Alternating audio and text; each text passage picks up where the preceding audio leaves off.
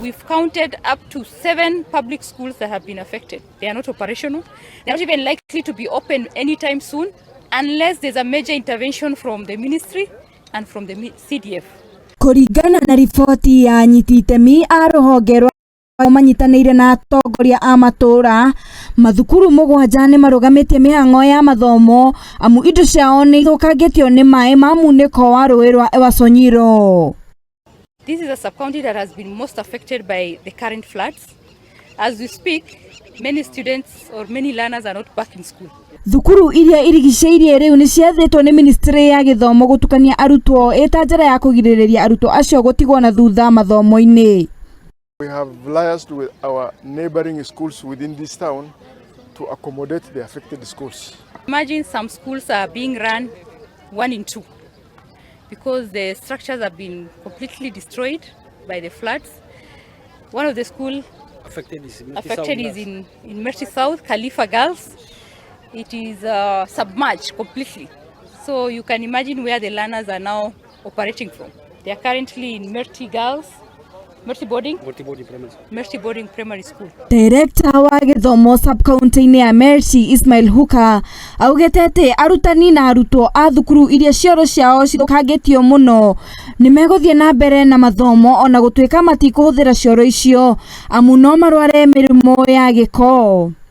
Oho nĩongereire atĩ wabici yake nĩ bangĩte na mĩthigiti ĩrĩa ĩrigicĩirie kũmetĩkĩria kũhũthĩra cioro ciao nĩguo arutwo matigatigwo na thutha mũno mathomo-inĩ magĩeterera cioro ciao ciakwo rĩngĩ.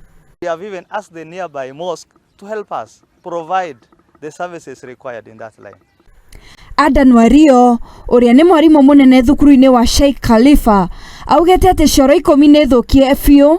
Oho nĩongereire atĩ kwĩna mũbango wa gũthamia ciana cia kĩrathi kĩa mbere nginya kĩrathi gĩa gatandatũ kuuma cukuru-inĩ ũcio na kũmatwara thukuru-inĩ wa Aithĩramu wa Merti. Nacio ciana icio ingĩ cia kĩrathi kĩa Mugwanja na kanana megũtwarwo thukuru-inĩ wa Arama.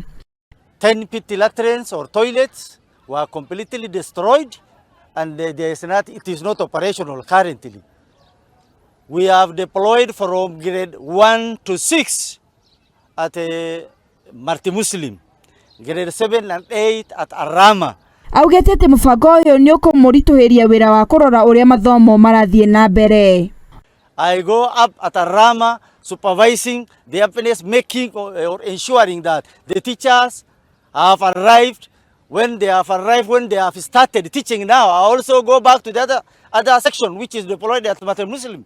Boroguno ũrĩa nake nĩ mwarimũ mũnene thukuru-inĩ wa airĩtu wa Merti South augete atĩ cioro 8 nĩ momoranie nĩ maĩ na oho ofici ciao kũiyũra maĩ. Nĩ athiĩte na mbere na kuga atĩ mabuku na indo ingĩ cia mathomo nĩ thũkangie. 8 pit broke latrines have already submerged.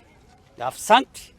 Some semi-permanent classes have also submerged, and temporary classes have been already destroyed. Even the offices, they have flooded with water, and the whole compound is now muddy. Even some of our learning resources have been affected, like textbooks. We have even taken that reports to our education offices. They are aware. Rĩu nĩ morĩtie thirikari na mũmbunge wao kũhiũha gũthondeka indo iria thũkie nĩgetha maũndũ macokererie o ta ũrĩa kwagĩrĩire.